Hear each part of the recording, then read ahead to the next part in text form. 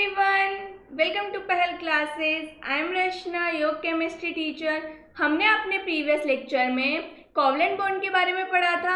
हमने covalent bonds के molecules से लाइक Cl2, O2 इन सब के बारे में हमने देखा था, इनका फॉर्मेशन कोवलेंट बॉन्ड के थ्रू कैसे होता है।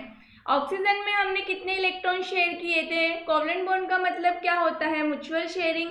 और हमने जब ऑक्सीजन का मॉलिक्यूल फॉर्म किया तो कितने इलेक्ट्रॉन शेयर किए थे, 4 इलेक्ट्रॉन्स।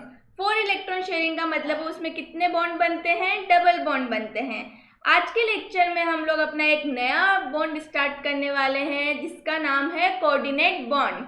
हमने देखा था बॉन्ड कितने टाइप्स के होते हैं, 3 टाइप्स के होते हैं। हम 2 कवर कर चुके हैं already, ionic bond and covalent bond. आज हम लोग पढ़ने वाले हैं अपना last bond, coordinate bond. Okay, तो कोऑर्डिनेट बॉन्ड क्या होता है, जैसे यदि हम बात करें, हमने आयनिक बॉन्ड के अंदर पढ़ा। आयनिक बॉन्ड क्या होता है, इलेक्ट्रॉन के ट्रांसफर से किसका फॉर्मेशन होता है, बॉन्ड का फॉर्मेशन होता है। वहीं हमने कोवलेंट बॉन्ड देखा, कोवलेंट बॉन्ड में बॉन्ड कैसे फॉर्म होता है, म्यूचुअल शेयरिंग ऑफ इलेक्ट्रॉन्स। तो कोऑर्डिनेट बॉन्ड में क्या होता है, देखते हैं हम कोऑर्डिनेट बॉन्ड में क्या होता है। कोऑर्डिनेट बॉन्ड होता है, उसके अंदर क्या होता है, कोई भी एक एलिमेंट है, ठीक है। फॉर एग्जाम्पल ए एक एलिमेंट है, उसके पास में लोन पेयर प्रेजेंट है। ओके, लोन पेयर क्या होता है, मैंने प्रीवियस लेक्चर में आप लोगों को अच्छे से समझा रखा है। उसके पास लोन पेयर प्रेजेंट है। अब ये लोन पेयर यदि किसी को क्या कर देता है, डोनेट कर देता है किसी सेकंड एटम को, तो इस ऑक्टेट कंप्लीट करने के लिए, तो हम इसे क्या बोलते हैं, कोऑर्डिनेट बॉन्ड बोलते हैं। कैसे होता है कोऑर्डिनेट बॉन्ड, किसी भी एक एलिमेंट के पास, फॉर एग्जांपल हमारे पास में ए एलिमेंट है, इसके पास में लोन पेयर प्रेजेंट है और इसका ऑक्टेट भी कंप्लीट है। इसका ऑक्टेट भी कंप्लीट है और इसके पास में क्या प्रेजेंट है, लोन पेयर प्रेजेंट है। तो ये लोन पेयर को क्या करता है, किसी अनदर एटम को जिसका ऑक्टेट कंप्लीट नहीं है और उसे लोन पेयर की नीड है, 2 इलेक्ट्रॉन्स की नीड है, जैसे ही हम उसे 2 इलेक्ट्रॉन्स दे देंगे उसका ऑक्टेट कंप्लीट हो जाएगा। तो क्या करता है वो, इसके साथ में कोऑर्डिनेट बॉन्ड का फॉर्मेशन करता है। कैसे करेगा, अपने 2 के 2 इलेक्ट्रॉन्स मतलब लोन पेयर, लोन पेयर को ये क्या कर देगा, शेयर कर देगा, इस एटम को दे देगा। तो इस तरीके से जो बॉन्ड फॉर्म होता है उसे हम बोलते हैं कोऑर्डिनेट बॉन्ड। ओके, समझ आया कोऑर्डिनेट बॉन्ड क्या होता है। चलो, और कोऑर्डिनेट बॉन्ड क्यों फॉर्म होता है, क्योंकि ऑक्टेट कंप्लीट करना होता है। चलो देखते हैं। The bond formed between 2 atoms by a pair of electrons. Pair of electrons का मतलब क्या है, यहाँ पे लोन पेयर की बात कर रहे हैं। Okay, provided entirely by one of the combining atom is called coordinate bond और dative bond। इसको अदर भी बोलते हैं, इसका अदर नेम होता है dative bond। A coordinate bond is formed between atom one of which is acquired an octet and other is short of 2 electrons to complete its octet। मैंने just अभी बताया आपको, एक का तो ऑक्टेट क्या होना चाहिए, कंप्लीट होना चाहिए और उसके पास लोन पेयर प्रेजेंट होनी चाहिए, और अदर जो एटम है उसके पास में 2 इलेक्ट्रॉन की नीड होनी चाहिए, लोन पेयर की नीड होनी चाहिए। उसी कंडीशन में क्या हो सकता है, कोऑर्डिनेट बॉन्ड का फॉर्मेशन हो सकता है। ठीक है, अब देखो यहाँ पे ये जो ए एटम था, इसके पास में लोन पेयर थे, इसने इलेक्ट्रॉन दे दिया, तो क्या हम इसको डोनर एटम बोल सकते हैं, बिल्कुल बोल सकते हैं। तो ए को हम क्या बोल सकते हैं, डोनर एटम, क्योंकि इसने क्या कर दिया, अपना एक इलेक्ट्रॉन, अपना लोन पेयर किसी दूसरे एटम को डोनेट कर दिया है। और ये जो एटम होता है, इसने लोन पेयर को एक्सेप्ट किया, इसलिए हम इसे क्या बोल सकते हैं, एक्सेप्टर एटम। क्या बोला जाता है, एक्सेप्टर एटम। ओके, तो ये बात भी ध्यान रखनी है, जो डोनेट करता है उसको डोनर एटम बोलते हैं और जो एक्सेप्ट करता है उसको क्या बोलते हैं, एक्सेप्टर एटम बोलते हैं। कोऑर्डिनेट बॉन्ड शो कैसे होता है, एरो से शो किया जाता है। इस तरीके के एरो से हम क्या करते हैं, कोऑर्डिनेट बॉन्ड शो करते हैं। जैसे मैंने आपको दिखाया इसी एग्जांपल में, यहाँ वो ये एरो मैंने इसीलिए लगाया क्योंकि कोऑर्डिनेट बॉन्ड यदि हमें कभी रिप्रेजेंट करना होता है तो वो हमेशा इस एरो से रिप्रेजेंट होता है। ओके, तो देखो, a coordinate bond is represent by an arrow. इस एरो से क्या होता है, रिप्रेजेंट होता है। अब यहाँ पे हम एक एग्जाम्पल देख लेते हैं। देखो, general example, donor atom. Donor atom में अब आप देखना इसका ऑक्टेट कंप्लीट है, काउंट करो 1 2 3 4 5 6 7 8, ऑक्टेट कंप्लीट है। एक्सेप्टर एटम है, उसके पास में 2 इलेक्ट्रॉन्स की नीड है ऑक्टेट कंप्लीट करने के लिए। देखो 1 2 3 4 5 6, 2 इलेक्ट्रॉन चाहिए। तो अभी क्या करेगा, ये अपने 2 इलेक्ट्रॉन्स किसके साथ शेयर करेगा, किसको दे देगा, एक्सेप्टर एटम को। देखो इसने क्या किया, शेड पेयर ऑफ इलेक्ट्रॉन्स किए, और ये किस तरीके से रिप्रेजेंट करते हैं, हम इस तरीके से रिप्रेजेंट करते हैं। अब कोवलेंट बॉन्ड और कोऑर्डिनेट बॉन्ड में थोड़ा सा डिफरेंस होता है। कैसे? कोवलेंट बॉन्ड होता है उसमें म्यूचुअल शेयरिंग्स होती हैं, मतलब जो ये 2 इलेक्ट्रॉन्स है ये Cl वाला एटम भी करेगा और इधर भी Cl वाला एटम क्या करेगा, शेयर करेगा इलेक्ट्रॉन्स को। ओके, लेकिन यदि हम बात करें, दोनों म्यूचुअल शेयरिंग करते हैं, लेकिन यदि हम बात कर रहे हैं किसकी, कोऑर्डिनेट बॉन्ड की, तो उसके अंदर म्यूचुअल शेयरिंग नहीं होती है। एक एटम है जिसका क्या कंप्लीट है, ऑक्टेट कंप्लीट है, वो दूसरे को क्या करवा रहा है, अपने लोन पेयर शेयर करवा रहा है। समझ आई? चलो, इसका एक बहुत अच्छा एग्जाम्पल होता है ammonium ion and hydronium ion. Ammonia हमने सुना है क्या होता है, अमोनिया NH3 होता है। कल हमने फॉर्मेशन भी देखा था अमोनिया का कैसे बनता है, ये 3 हाइड्रोजन के साथ में क्या कर लेता है, कोवलेंट बॉन्ड का फॉर्मेशन करता है। क्या इसके पास में एक लोन पेयर प्रेजेंट होता है? बिल्कुल होता है। कैसे होगा, नाइट्रोजन का एटॉमिक नंबर कितना होता है, 7। कॉन्फ़िगरेशन कैसे फिल आउट करेंगे, 2 and 5। 5 होता है 1 ये रहा, 2 और 3, 4 and 5। ओके, तो ये 3 जो इलेक्ट्रॉन थे नाइट्रोजन के, उन्होंने क्या किया, कोवलेंट बॉन्ड बना लिया हाइड्रोजन के साथ में शेयरिंग करके एक इलेक्ट्रॉन, और बचे कितने, 2 इलेक्ट्रॉन्स। अब क्या देखो, इसका ऑक्टेट कंप्लीट है क्या, 1 2 3 4 5 6 7 8 बिल्कुल कंप्लीट है, और इसके पास में लोन पेयर भी प्रेजेंट है, लोन पेयर। अब ये क्या करेगा, एक H+ आयन है। ओके, H+ आयन है, तो इसके मतलब इसको ऑक्टेट कंप्लीट करने के लिए कितना चाहिए, H+ डुप्लेट कंप्लीट करता है, 2 इलेक्ट्रॉन्स चाहिए। 2 इलेक्ट्रॉन्स चाहिए तो ये क्या कर लेगा, इसके साथ में इस तरीके से बॉन्ड बना लेगा, किसके साथ में, H+ के साथ में, एरो दिखा के इस तरीके से ये क्या करेगा, शेयर करेगा अपने इलेक्ट्रॉन्स को। तो हाइड्रोजन आयन है उसका भी क्या हो जाएगा, डुप्लेट कंप्लीट हो जाएगा, क्योंकि इसको नाइट्रोजन से कितने इलेक्ट्रॉन मिल चुके हैं, 2 इलेक्ट्रॉन मिल चुके हैं, इसलिए किसका फॉर्मेशन करते हैं, ये NH4+ आयन का। इसीलिए हम इसको बोलते हैं ये कोऑर्डिनेट बॉन्ड का क्या है, एग्जाम्पल है। ओके, इसी तरह हाइड्रोनियम आयन भी होता है। अब कोवलेंट बॉन्ड और आयनिक बॉन्ड की हमने कंडीशंस देखी थी कि वो कैसे फॉर्म होते हैं, क्या कंडीशंस होती है उनकी। इसी तरह क्या कंडीशन होती है, कोऑर्डिनेट बॉन्ड की भी कंडीशंस होती हैं। कोऑर्डिनेट बॉन्ड की कंडीशंस क्या है, हमने देख लिया तो हमें पता चल गया है। फर्स्ट क्या, कोई एक एटम है, कोई भी एक एटम है, सपोज ए एटम है। ओके, इस एटम का ऑक्टेट कंप्लीट होना चाहिए, ऑक्टेट कंप्लीट होना चाहिए, इसके अलावा इसके पास में लोन पेयर प्रेजेंट होना चाहिए। ओके, या फिर हम बोल सकते हैं जो डोनर एटम है, डोनर एटम के पास ही तो ये सब चीजें होनी चाहिए। डोनर एटम है उसका ऑक्टेट कंप्लीट होना चाहिए, और ऑक्टेट कंप्लीट होने के साथ साथ ही उसके पास में क्या होने चाहिए, लोन पेयर प्रेजेंट होने चाहिए।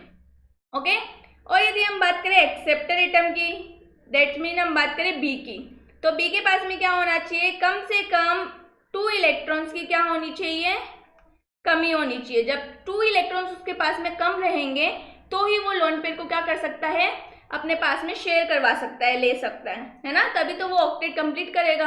तो 2 इलेक्ट्रॉन की डेफिशिएंसी होनी चाहिए। ये इंपॉर्टेंट कंडीशन है किसकी, कोऑर्डिनेट बॉन्ड के फॉर्मेशन की। देखते हैं, one of the 2 atom must have at least 1 loan pair of electrons. A pair of electrons which is not shared with any other atom is known as the lone pair of electrons। ये मैंने आपको बता रखा है lone pair क्या होते हैं। But it can be provided to another atom for the formation of coordinate bond। दूसरे another atom को प्रोवाइड किया जा सकता है लोन पेयर, यदि वो उसमें पार्टिसिपेट नहीं कर रहा है तो, और जो पार्टिसिपेट नहीं करते हैं इलेक्ट्रॉन्स वही तो लोन पेयर के में कंसिडर होते हैं।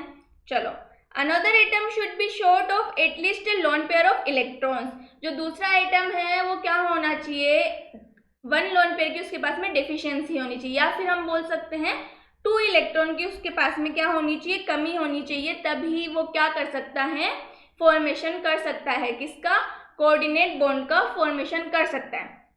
अब हमने कोऑर्डिनेट बॉन्ड की क्या देख लिए, कंडीशंस देख लिए। अब हम देखने वाले हैं अमोनियम आयन का फॉर्मेशन बिल्कुल डिटेल में, कि कैसे अमोनियम आयन कोऑर्डिनेट बॉन्ड के थ्रू फॉर्म होता है। स्टार्ट करते हैं। अभी जस्ट मैंने आप लोगों को बताया अमोनियम आयन का, तो पहले देखते हैं हम लोग।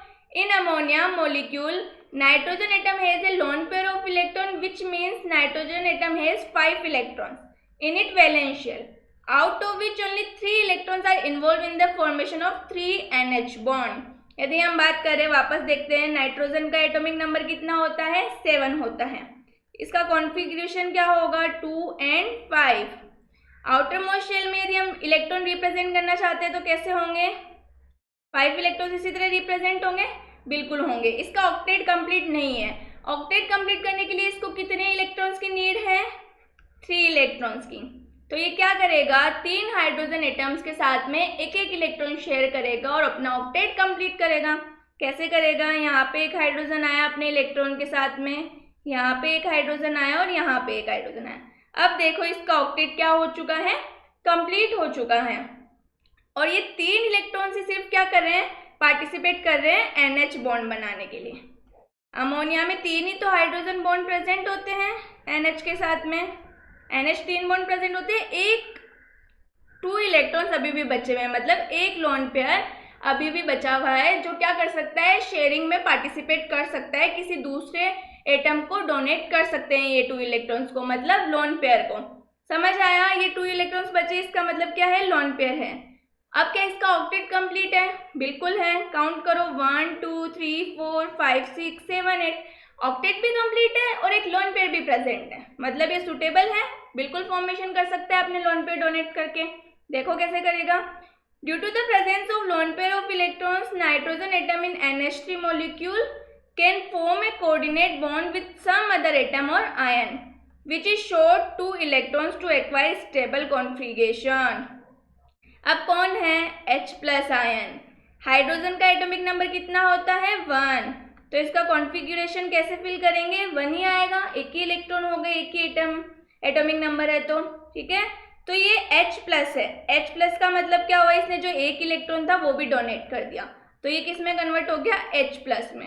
अब इसको स्टेबिलिटी गेन करनी है, ड्यूप्लेट फॉर्म करना है, तो इसको कितने इलेक्ट्रॉन्स की नीड है, 2 इलेक्ट्रॉन्स की। अब 2 इलेक्ट्रॉन्स की नीड है तो 2 इलेक्ट्रॉन ढूंढेगा, क्योंकि इसको स्टेबिलिटी गेन करनी है। मैंने आपको पहले भी बता रखा है, कोई भी एटम एलिमेंट स्टेबिलिटी गेन करना चाहते हैं, इसीलिए वो लोग क्या करते हैं, बॉन्ड्स का फॉर्मेशन करते हैं। अब उसे जब स्टेबिलिटी गेन करनी है तो क्या यह हाइड्रोजन को 2 इलेक्ट्रॉन्स चाहिए, हमने बात कर रखी है हाइड्रोजन ड्यूप्लेट फॉर्म करते हैं। जैसे ये 2 इलेक्ट्रॉन ले लेगा, ये अपनी नियरेस्ट गैस किसके इक्वल हो जाएगा, हीलियम के कॉन्फ़िगरेशन के इक्वल हो जाएगा, तो ये क्या हो जाएगा, स्टेबल हो जाएगा। लेकिन इसे 2 इलेक्ट्रॉन चाहिए, तो ये क्या करेगा, इन लोन पेयर के साथ में क्या करेगा, कोऑर्डिनेट बॉन्ड फॉर्म करके इन लोन पेयर को क्या करेगा, शेयरिंग में यूज लेगा और अपना ऑक्टेट, अपना ड्यूप्लेट कंप्लीट कर लेगा।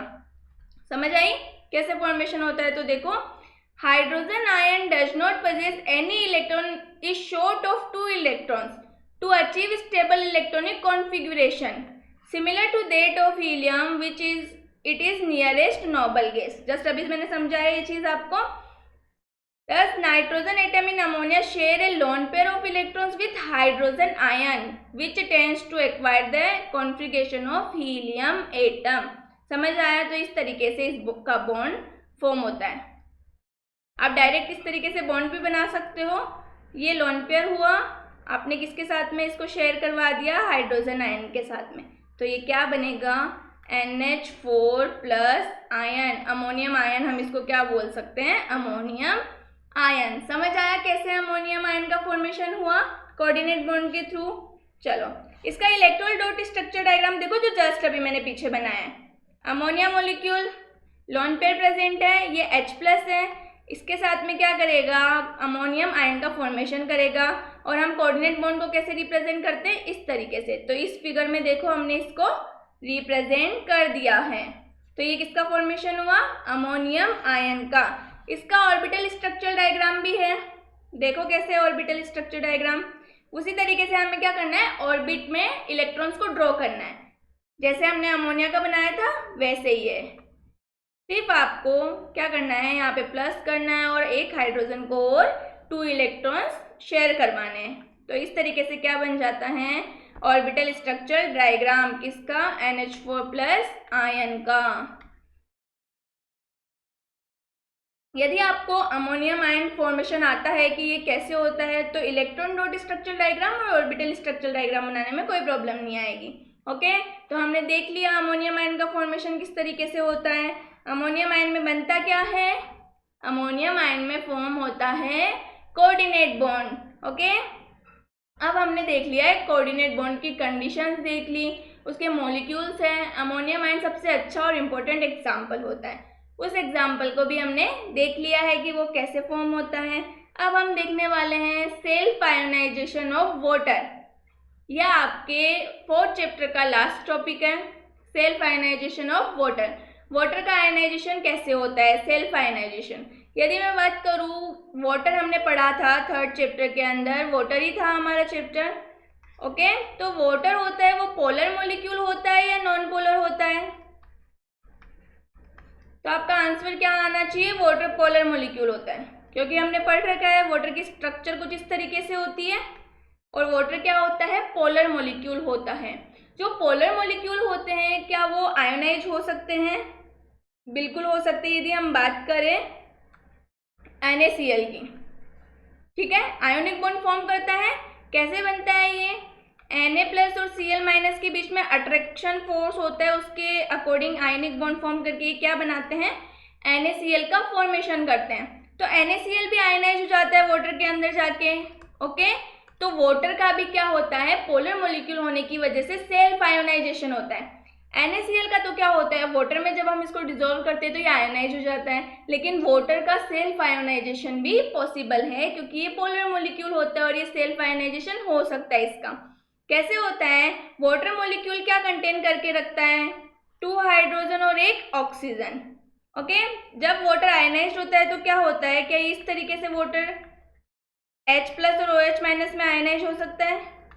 बिल्कुल हो सकता है। ये H+ और OH- आयन के बीच में जब अट्रैक्शन फोर्स लगता है तभी तो H2O का फॉर्मेशन होता है। अब जब इनका आयनाइजेशन होता है तो H2O किस में डिवाइड हो सकता है? H+ और OH- आयन में। ओके, जब वाटर में एक वाटर मॉलिक्यूल है उसका क्या हो गया? आयनाइजेशन हो गया। आयनाइजेशन हो गया तो वाटर में और भी तो वाटर के मॉलिक्यूल्स प्रेजेंट होते हैं। बिल्कुल प्रेजेंट होते हैं। वाटर में सिर्फ एक ही वाटर मॉलिक्यूल नहीं हो सकता है, बहुत सारे वाटर मॉलिक्यूल्स प्रेजेंट होते हैं। तो ये क्या करते हैं? ये H+ आयन है वो दूसरे वाटर मॉलिक्यूल के साथ में क्या कर लेता है? बॉन्ड का फॉर्मेशन करता है। जब ये बॉन्ड का फॉर्मेशन करता है तो ये क्या बन सकता है? H3O+ में कन्वर्ट हो जाता है। ओके, क्या किया? पहले वाटर का आयनाइजेशन हुआ, वो किस में ब्रेक हुआ? H2O से H+ और OH- आयन में। अब क्या हुआ? ये जो H+ आयन होता है वो दूसरे वाटर मॉलिक्यूल के साथ में क्या करता है? बॉन्ड का फॉर्मेशन करता है। कैसे करेगा? H+ आयन ने क्या किया? दूसरे वाटर मॉलिक्यूल के साथ में फॉर्म करके किसका फॉर्मेशन कर लिया? H3O+ आयन का, और इसे हम बोलते हैं हाइड्रोनियम आयन। क्या बोला जाता है इसको? Hydronium ion. ओके, देखते हैं इसी तरीके से क्या होता है, वाटर का सेल्फ आयोनाइजेशन होता है। देखो, water molecule contains 2 hydrogen atom and 1 oxygen atom. A positive hydrogen ion is formed when water ionise. Water जब आयोनाइज होता है तो पॉजिटिव हाइड्रोजन होता है और OH- में कन्वर्ट होता है। देखो, H2O को जैसे ही हमने करवाया ये H+ और किस में कन्वर्ट हो गया? OH- आयन में। अब देखो, this H+ ion is transferred from one water molecule to the oxygen atom of another water molecule। जैसे ही H+ में कन्वर्ट हुआ, इसने दूसरे वाटर मॉलिक्यूल को अप्रोच करके किस में कन्वर्ट हुआ? H3O+ में। और इसको आपको पता होना चाहिए क्या बोला जाता है। क्या बोला जाता है इसको?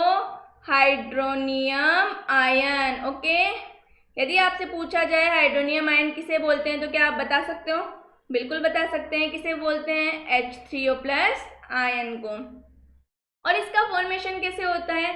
जब वाटर आयोनाइज्ड होता है तो वो H+ और OH- आयन्स में क्या हो जाता है? ब्रेक हो जाता है। और जब वो H+ आयन वाटर के दूसरे मॉलिक्यूल से क्या करता है? कनेक्ट होता है, तो किसका फॉर्मेशन होता है? हाइड्रोनियम आयन का। ओके, देखो, when this H+ is removed from another water molecule, the leftover part is hydroxide ion। सबसे पहले क्या हुआ? वाटर का क्या किया हमने? सबसे पहले जैसे ही वाटर का आयनेशन किया H+ और OH- बना, फिर इस H+ ने दूसरे वाटर मॉलिक्यूल के साथ में क्या बनाया? Hydronium ion. अब बच क्या गया आपके पास में? OH-। अब ये OH- होता है वो क्या करता है, H2O प्लस के साथ में क्या कर सकता है, वापस रिएक्शन करके वाटर मॉलिक्यूल का फॉर्मेशन कर सकता है। ओके, कैसे कर सकता है, यदि H3O प्लस आयन की हम हाइड्रोक्साइड आयन के साथ में क्या करवा दे, रिएक्शन करवा दे, तो हमारे पास में वाटर मॉलिक्यूल हमें मिल जाते हैं। ओके, देखो H2 और H2O, यदि 2 वाटर मॉलिक्यूल्स यदि रिएक्शन करते हैं तो हमारे पास में क्या मिलता है, H3O प्लस और OH माइनस। ये कैसे मिलता है हमें देखना पड़ेगा एक बार के लिए। H2O और यदि H2O के हम रिएक्शन करवाते हैं तो कैसे होगा, ये H प्लस होता है, ये OH माइनस होता है, इधर भी H प्लस में और OH माइनस में कन्वर्ट होता है।